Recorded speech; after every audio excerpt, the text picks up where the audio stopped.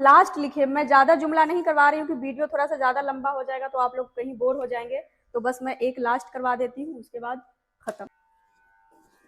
अब लास्ट जुमला है जी, ये मेरा अपना जाविया ए जाविया ए नजरिया है। ठीक है, ये मेरा अपना जाविया ए नजरिया है।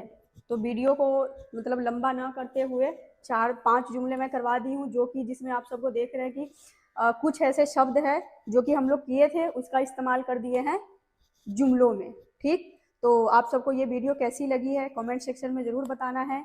और आप सब जो इजाफत का, जो आप सबके मन में डाउट था कि इजाफत क्या है, तो वो कंसेप्ट आप सबका क्लियर हुआ कि नहीं, तो मुझे ज़रूर बताइएगा।